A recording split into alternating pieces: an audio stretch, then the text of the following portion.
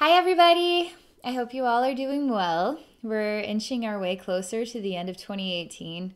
And I want to talk a little bit about the way the energy is feeling because I know a lot of people are struggling. And I have some cool news about the struggle.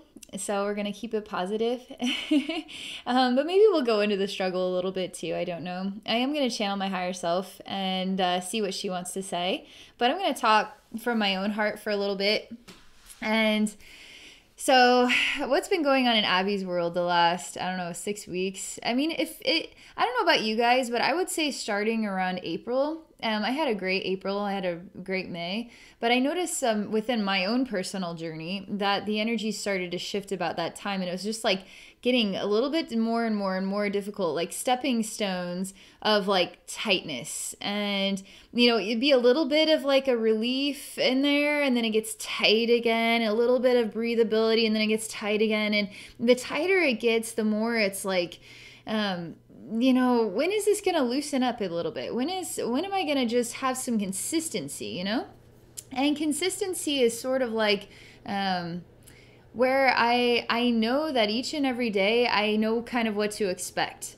There's no weird curveballs. I've had some really weird curveballs, especially in the last 6 weeks. One of the biggest ones would be technology related. That was a huge curveball.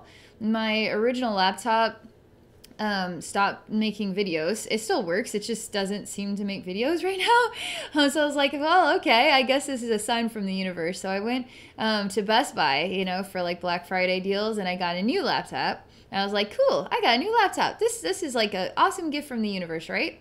Well, the new laptop isn't all working with the same software. So I'm like, okay, I guess I need to learn new technology, new software. I have been going through so much annoying, frustrating shit when it comes to figuring out this new laptop, this new software, all this awesome new stuff that nothing is working. And it's been very, very frustrating. And this new laptop, which is, I would say, I mean, it's definitely, I think it has issues. I think I bought it straight from the factory as like it's gotten blue screens. It's got issues. I don't know. So I've actually got yet another laptop. And so I'm working out all the quirks with this new laptop. Anyway, so I've been dealing with that curveball. It's been very, very stressful in the midst of, the busiest shopping time of the year. And I will say that, I've made a couple of videos and I never really, like, what is it that I want to express to the world? There's always so many things I want to express to the world. And I don't really, that Rose Attunement was a curveball for me because I was going to channel the Grinch that day. On 12/12, I was going to channel the Grinch because I actually love the story of the Grinch. I like the old school story of the twisted, sadistic asshole Grinch. I love that Grinch.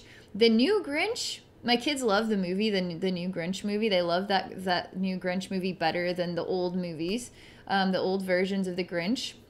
I thought he was a lot more toned down. He was a lot more he was a lot more, he wasn't as nasty. He wasn't as like vicious. He wasn't as twisted, And which I think it's kind of like an Ascension thing, that the human race as a whole, we're wanting to not go into the darker sides anymore on that level, in that way. And we're wanting to kind of tone it down and just kind of come into dark stuff, but not too dark, Maybe when it comes to kids, I'm not sure. It's just an idea. I've been trying to figure that one out. Why can't the Grinch be sinister?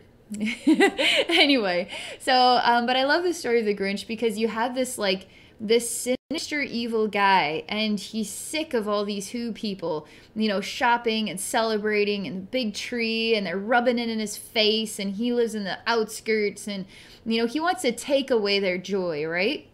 And so he comes up with this amazing idea to take away their joy. And he thinks by taking all the presents away, he's going to take their joy away. And in the end, it wasn't about the presents. It was about the community and the love. And it was the love that changed him. It was the love that healed his heart. Because in his sinister mind, people were greedy and they were focusing on the shopping and they were focusing on the things that don't matter. And so was he truly sinister? Was he just trying to teach them a lesson? And in the end, they ended up teaching him a lesson. And it was love that taught everybody a lesson. And I love that story. I love that story so much. And I wanted to channel the Grinch in order to introduce a message about this time of year and all the pressures of getting the gifts that everybody wants and the financial burdens. And, you know, we got to get the tree up. We got to get the gifts wrapped. We got to get all this stuff done in order to complete this, you know, this charade that we have to do every single year. And it's sort of losing itself, because what is Christmas really about? Well, we're trying to create Christmas so it's sort of like an umbrella holiday that no matter what your religion, you can celebrate Christmas. But Christmas is sort of like about the Santa Claus movement. It's not about the birth of Jesus or anything like that. It's about the Santa Claus movement. And so in a way, I think the Grinch ties into this. So here I'm in my technology issues nightmare, and I have a temper when things don't work right. And I can blow up. And if I could I need to create a bloopers of Abby's technology experiences and blowing up. You guys would think it was hilarious. And I probably would laugh too, because I get really, it's hilarious to watch people get all pissed off with technology. It is, it's really funny. I'm laughing now. I wasn't laughing then. Anyway. I'm still like not 100% on my technology, but I'm going to just accept it. I'm good. I'm going to be fine now. So in the midst of this, and then, oh shit, I got, you know, all this Christmas stuff, and oh my gosh, and you feel stressed out about it. You feel stressed out about this whole Christmas thing. And it shouldn't be so stressful. Like, why can't it just be about putting the tree up and just maybe cooking an awesome dinner and everybody gets one gift? You know, why can't it just be so simple as that? And so anyway, I've been going through all of this exploration, but I'm telling you, it's been harder than this, because in the midst of this, I'm also going through an ascension process. We're talking about practical human nightmares and then ascension process experiences that really make no sense. So we feel emotionally vulnerable. We feel crushed. We feel different ways. Okay. I've been having a lot of emotional ups and downs about different other aspects of my life, and kind of getting like emotional. I'm emotional, but I don't really have any reason for being this emotional right now, because nothing really is upsetting in my life right now. But yet I'm feeling emotional and I'm crying for no explainable reason. I'm feeling withdrawn. I'm feeling like I need to be alone. I'm feeling, you know, I'm not able to sleep at night. I'm having stuff like this happening, and it doesn't really have any explainable reason, right? So I want to tell you guys, and maybe I'm not going to channel my higher self. Maybe I'm just going to talk about some experiences that I've had. But I will say that all of this, and it's been way tighter this is like a very practical explanation of what has been a way harder than this easygoing conversation. So anyway, what I had some like super awesome relief points over the last few days, and it's been so worth talking about. And I hope you guys don't mind me just talking about things. But I will say, so I learned a lesson. I learned a really important lesson about why life is like this right now for more than just myself, because this world isn't just about Abby, it's about us. And we're having a collective experience, and we're different parts of a collective, right? So some of us are feeling crunched and others of us are feeling freedom. Like, there's always going to be times when you're not in the crunch, and there's going to be times when you are, where others aren't. So it's just the way it goes. But anyway, one thing that big deal that has happened, and I'm trying to get my ducks in a row here to tell you about it, because it's like kind of mind-blowing. But there's been some like super powerful shifts in higher self, I don't know, raising my own vibration, clearing out old timeline energy, accessing more of my higher self than ever before. That's the only way I could describe it. I'm going to slow down here, and I'm probably going to close my eyes for a minute, because I don't know how to tell you this profound news with my eyes open. So just give me just a moment here. Okay, how do I want to tell? I'm like talking to my higher self. How do I want to tell him about this? I don't know. How should I tell him about this? All right, so I'm just going to sit down and I'm going to relax. I'm sitting down. I'm going to relax now. All right, so my higher self says, what is the first image that comes to your mind when you want to talk about this higher self phenomenon? And I say, well, it was seeing you last night. And so I have this version of my higher self that I call Mother Snake, and I don't care what you say, if it's corny or whatever, that's her name, Mother Snake. Anyway, Mother Snake has always had a very, like, a dark side and a light side, because as we know, snakes are poisonous, right? But the poison of the snake can also be healing. Snakes are about rebirth. Snakes are about infinite time. Snakes are all kinds of things, facing fears. They're extraordinary in what they mean as like a spirit animal kind of thing, but also a spirit journey. Because if you're on the like pathway of the snake, you're on a soul journey of the snake, okay? So Mother Snake is a reflection of my higher self. And I've always experienced her, like, even on the happiest days, I go talk to Mother Snake and she's tough. She's intense. She's, she can make you feel intimidated, right? And it's just like, so she's always been like this. And I just sort of accept her. But she can also be very nurturing when you're having very hard days. But she can also tell it to you straight. And kind of tell you to get up and stop being a baby. So she could be, like, the compassion isn't always there when you need it to be.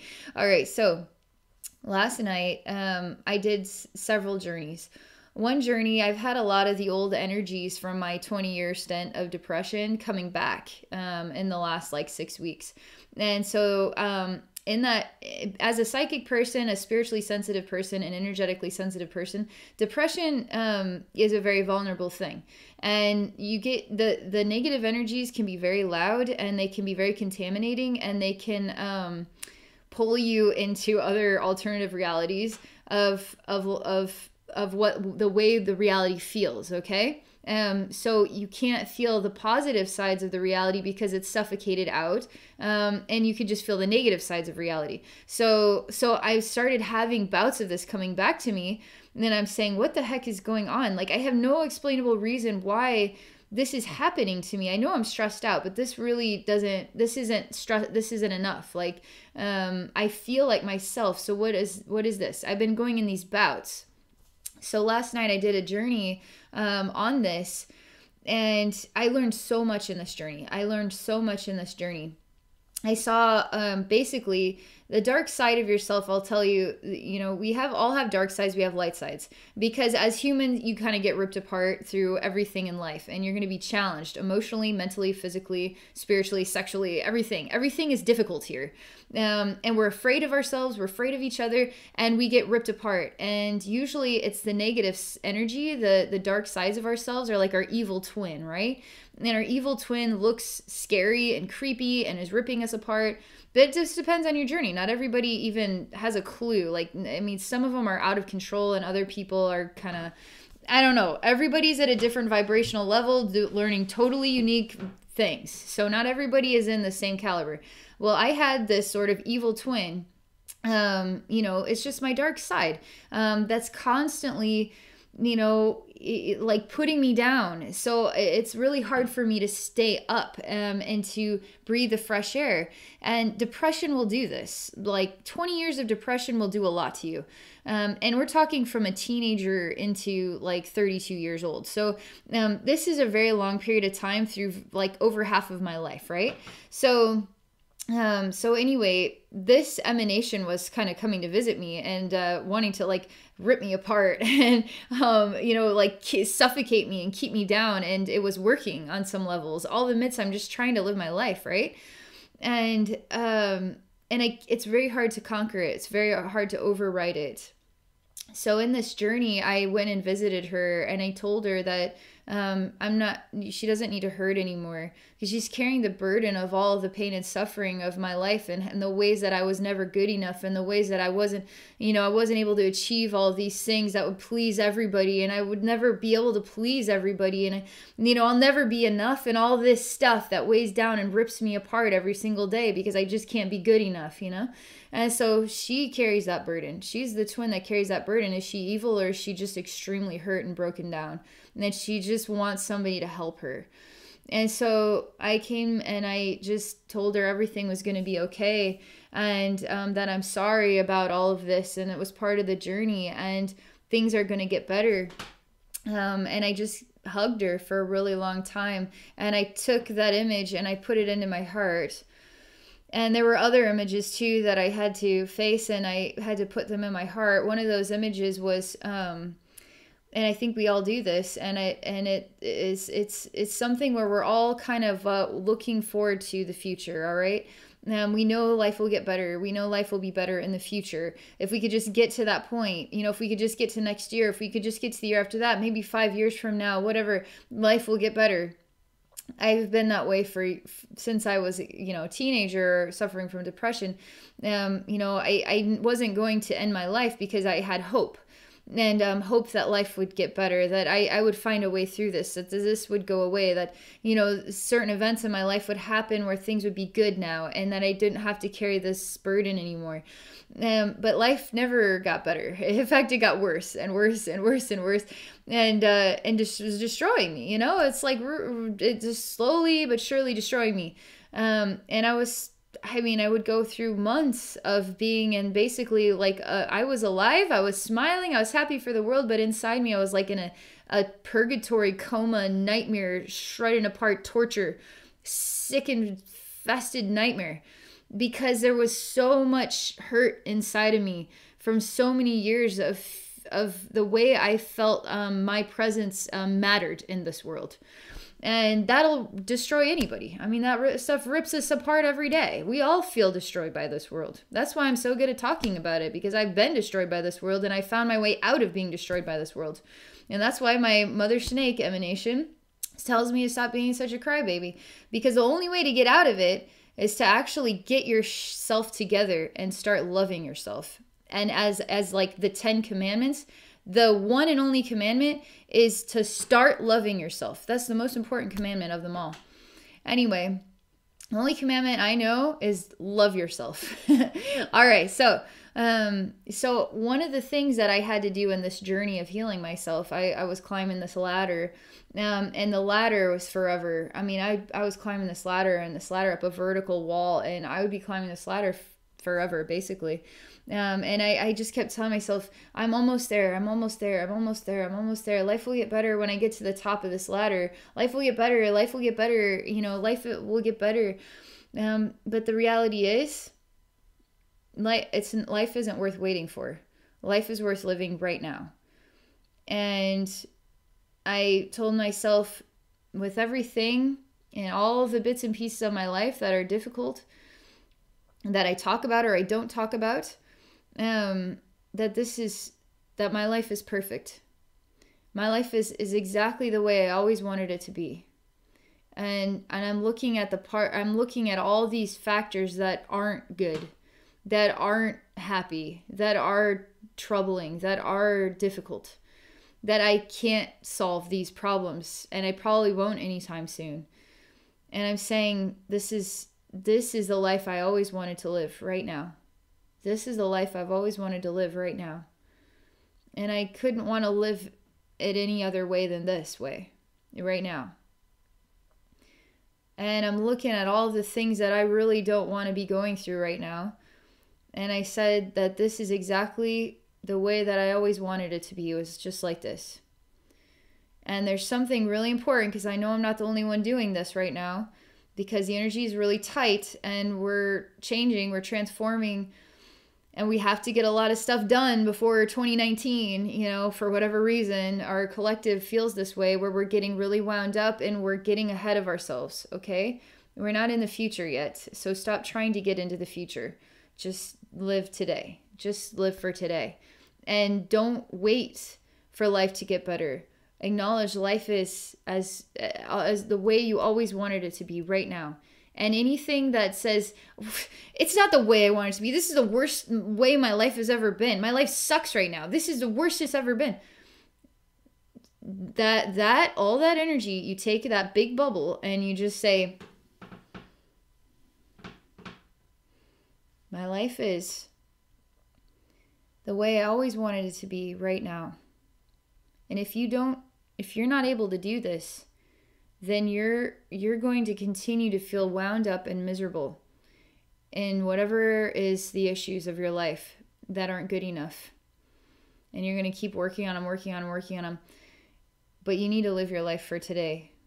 And you are working on them. And we don't need to try to predict the future. We just need to be happy the way life is right now.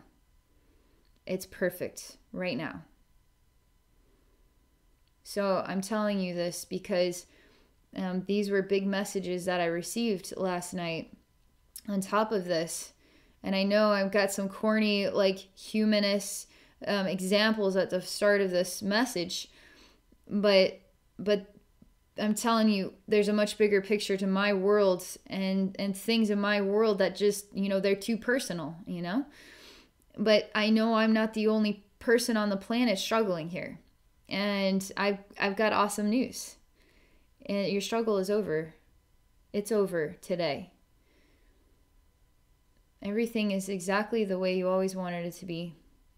And all the hurt parts of you and the parts that have been ripped apart and destroyed by this world, you're going to put that into your heart today. And you're going to hug that part of yourself that carried that burden for you all these years. And you're going to say, you're not going to hurt anymore. I love you because I love myself. And all this old energy that I'm healing from and moving on from and ascending beyond it, there's still aspects of that needs nurturing, that's coming up to the surface. So I'm going to honor what's coming up to the surface, and I'm going to look at it, and I'm going to acknowledge it, and I'm going to put it into my heart, and I'm not going to get wound up by it. I'm just going to embrace that today I feel like crying, or today I just can't seem to do it. Well, I guess I'm just meant to feel kind of like shit today. Today, whatever, right? Today I feel happy. Then tomorrow comes, why do I feel like this? I swear to God, I was just happy, So this is just the first, I want to tell you a little bit more, okay? This is a cool thing. This is the grand finale of the whole message. All right, so there was a second journey that I did. And this journey was inspired by Joe.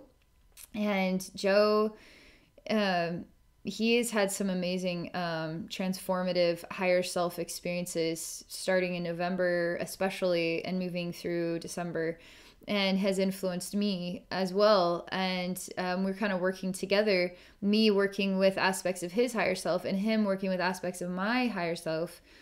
And Joe has a YouTube channel, so I'll put a link to it if you want to get to know Joe. But he, I'll just tell you some really neat little parts of some of the journeys that he's done. But he has a real relationship with old Earth. Old Earth and angels that once were a part of the planet. So angels and humans as sort of like a cumulative race. And there was still magic on the planet too. And he has relationships with dragons as well.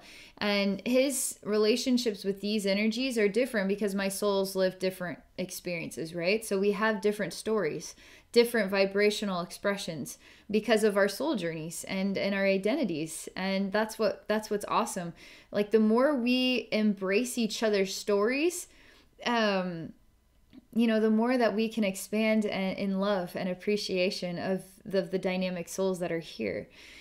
So Joe was showing me a sort of like this life where he was a part of the planet, and he had a connection with a civilization, let's just say, and he was kind of protecting that civilization, and he had this agility. He was angelic, he was an angel on earth, but he wasn't like full-fledged, like he could do anything.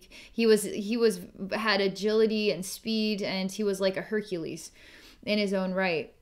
And there was a dragon that had come, and he was there to protect this civilization. So he fought the dragon, and he remained in that civilization for a time and fell in love. And him and this woman, they had a child together, and it started a bloodline. And this bloodline possesses angelic DNA. And it's an interesting idea, right? That part of our human blood DNA could possess angelic genetics. I mean, it's simply an idea, but I think there's something beautiful in that idea. And you can think whatever you want about it. So he was exploring this journey with a reflection of his higher self that is encouraging him to it's the strong side of himself. It's like this higher self, this angelic higher self, looks like a Hercules and is about strength, inner strength, and outer strength too. Like it's about strength and agility, and but there's something to this because he found this part of himself kind of locked away in a hidden old cavern, and he was learning about how souls, develop souls. Like if they want to go into a timeline where they are kind of the darker side of themselves, they have to kind of like hide away or lock away parts of their lighter sides. That way they can be more a reflection of the chaotic side in order to accomplish the learning, right? That's why as human beings we need to not be so obviously chaos sucks. I'm talking about how chaos is challenging me right now, but I'm healing it. I'm facing it and I'm healing it, right? But chaos is part of the bigger picture of learning and development and growth and our dynamic sides, our many dynamic sides. So through this timeline, he's had to lock parts of his higher bright lights away. And he recently found one, which was a strong angel, and he set this angel free, and he's been able to work with this angel now, which sort of leads to this journey. Anyway, this journey ended up introducing me to a side of my higher self that he wanted me to do a journey to and see what that meant to me. I'll tell you, it was really important. And he said that side was kind of shrouded in this dark energy, and so he wasn't able to access it. That I would have to access it, when I was ready, and he really encouraged me to do so. And it's like, well, I'm just feeling kind of like, I'm feeling kind of, the pressure, I'm feeling the pressure. And I kind of wait to meet this version, this angelic version, when I'm not feeling the pressure, I want to feel more like myself, And he was like, I think you're ready. There's a reason why I saw this angel, because you're ready. Well, last night I did 2 journeys, this one to heal myself and then this one to meet this angelic higher self. And I will say it is Mother Snake, and it is the part of Mother Snake that has been shrouded, that is on the other side of the shroud, let's just say. And so the Mother Snake I've been working with is a part of a timeline that's coming to a completion. And that timeline is to heal a very old, chaotic part of myself. I know this is like, I don't even know if I'm, can you keep up with me? Am I keeping upable? Can you keep up with me? I don't know. I feel like I'm all over the place. All right. I'm going to chill out. I'm going to close my eyes. I'm going to get centered again because this is a big conversation. It overwhelms me. Okay.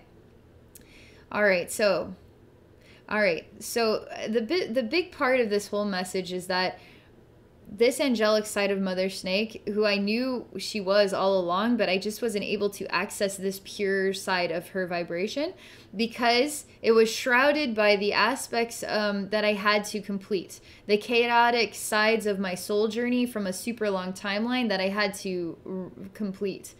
And so it's a sign that I'm completing it. And she was walking me up these really tall stairs. So like a sacrificial, I don't know, it was like a mountain, but it was flat on top and it had long stairs. And she said that my soul journey has been like the Buddhist monk who has to climb these stairs for days to get to the monastery. But the climb is the journey. It's a reflection of the soul journey. It's a reflection of the journey of the human. It's a reflection of the journey, right? And so these stairs were many, and it was a reflection of the journey and how long and exhausting it is, and tiring and challenging it is. And I finally had reached the top, and I was testing this place. So I was trying to bring darkness in here because she was all like bright and cheerful. I was like, I'm going to rip this place apart. And every time I tried, the darkness would just like fluff off. It just didn't exist, it just disappeared. And then she was sort of smiling at me like, she was really proud of herself, and she's telling me that there's no darkness going to come here. The darkness cannot come here. It just simply can't, because if it tries to come here, it'll just transform into love. So it just either it comes here and transforms or it just doesn't come here. It can't exist here. But she told me that the journey too, you know, obviously I can take darkness here with me, but any darkness can't get in here. So she was saying that right now we're all kind of reaching pedestals in our own soul journeys. And that we're cleaning out timelines, really old timelines. And these could be timelines that we've been kind of working through for our whole, like, Abbey Normal's life. I've been trying to complete a lot of this stuff. And my life has been very bitter and difficult as I'm working through completing that stuff.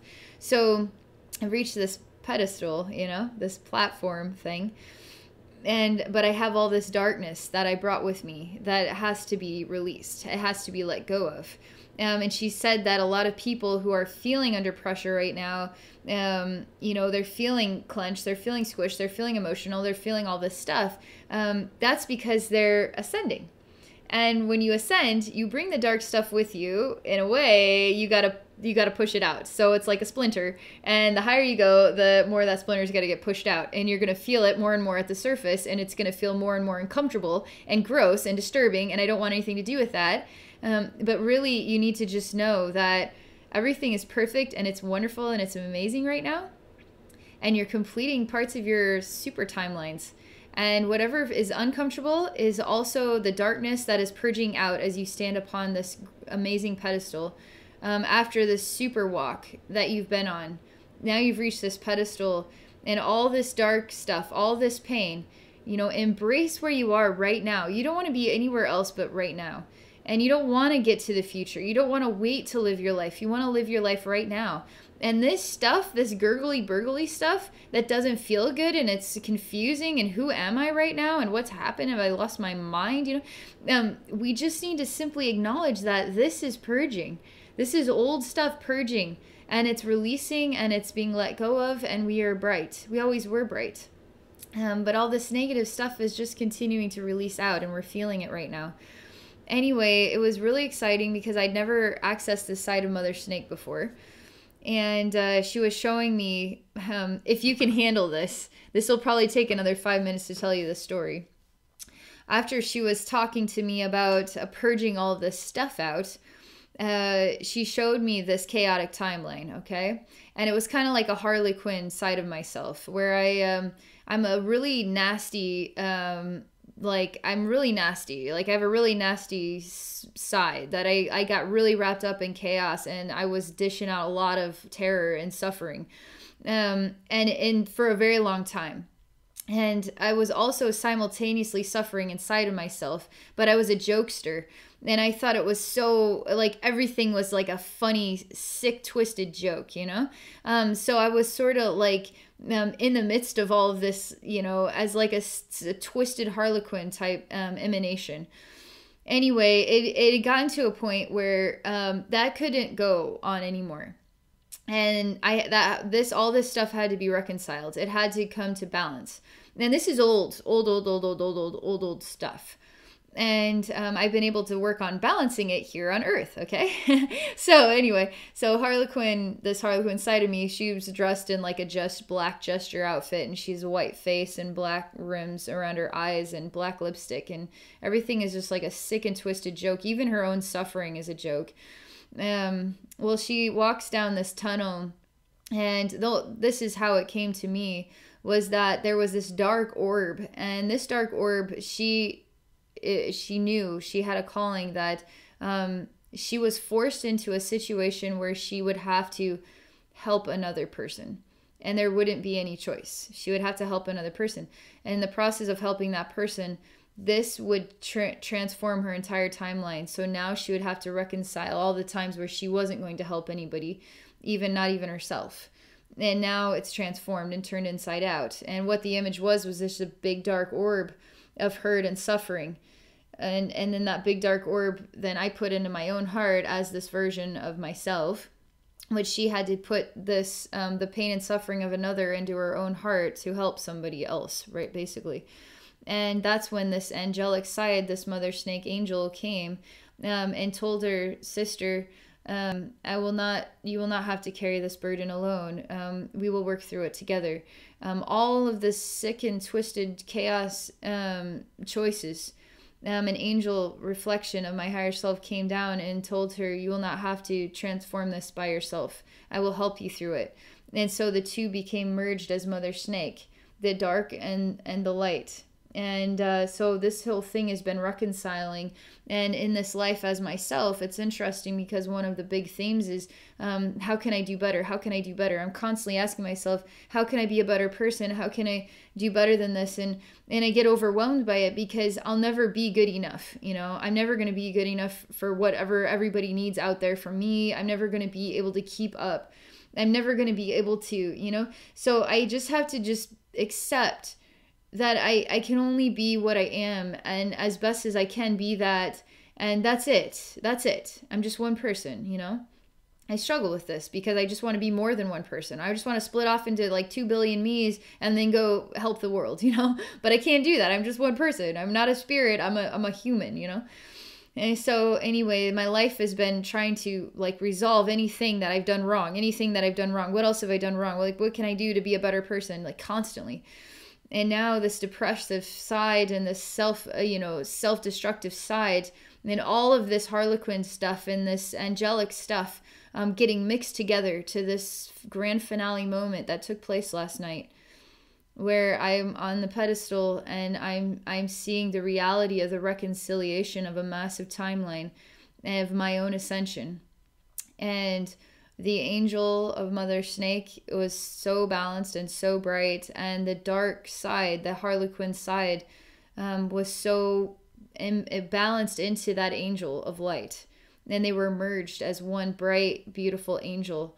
And there wasn't any suffering at all because the chaos was brought into balance.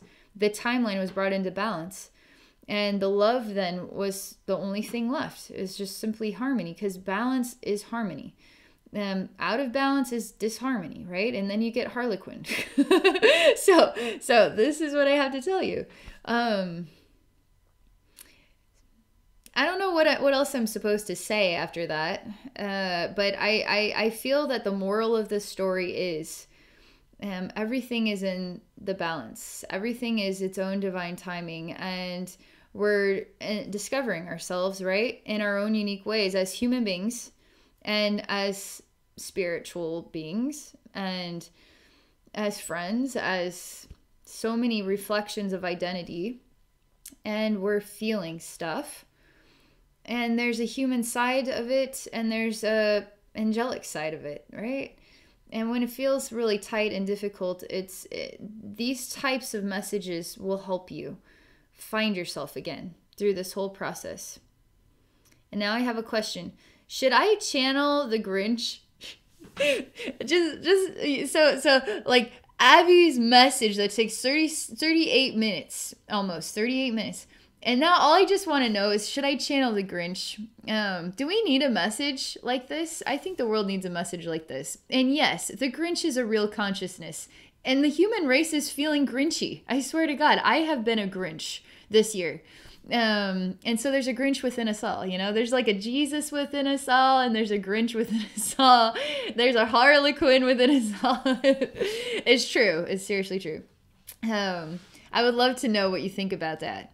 And what you think about all of this. I would love to know if you feel a relationship with the human race, an old ancient earth, when angels and humans were a civilization together. An old earth where there were dragons and magic. I would love to hear your thoughts about that. That would be really neat.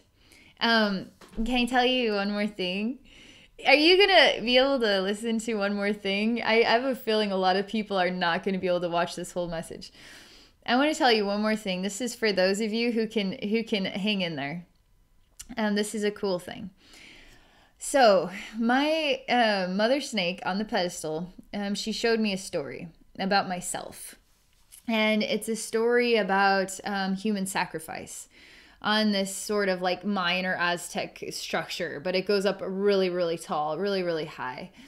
And she showed me that there was a lifetime where I had sacrificed myself as an to be an angelic helper for the civilization. So she showed me a life where I was actually I chose to be a sacrifice, and I wanted my soul. It wasn't to be sacrificed to the god; it was to be sacrificed as an angelic helper for the civilization. So I chose to be sacrificed, and that my soul dedicated itself to the protection and the healing and the everything of the people of our community. It was really amazing, actually. I don't know any more about it than that, but she said that there was a time when the sacrifices were for angelic purposes because the angels weren't able to be here on the same dense level as they once were, kind of thing. And so the only way to get that same sort of accomplishment was to sacrifice the human to release the angel within them so that angel then could protect the city. But she showed me that there were other lifetimes where I had been forced sacrificed to demonic purposes and to gods and to everything, to all kinds of stuff, and not necessarily negative to be sacrificed to a god. But there's weird things, weird aspects. The spirit realm is a weird thing, especially when we have conscious intent choices to have these experiences or be forced into these experiences. It's crazy because I've seen, I've actually gone in and got soul fragments out of tombs where they were sacrificed in the tomb, and they're still like servants of a god, like an Egyptian, pharaoh or something of this kind. And it's that this is complete. This is a complete lifetime. You don't need to be a servant in some alternate dimension of reality where you need to be doing something. So like opening the tomb and setting the souls free. It's crazy. It's really crazy. So I'll just stop there. If you manage to get to the end, tell me, because I would love to know how many people actually got to the end of this message. Okay, I hope this message heals you. I hope this message gives you something positive to sink your teeth into, what it all means to you. And feel free to share your thoughts. And if any of you are interested in working with me one-on-one for a session, definitely come visit me at my website at abbeynormalswisdomquest.com. All right. Thank you all. I wish you all a wonderful day.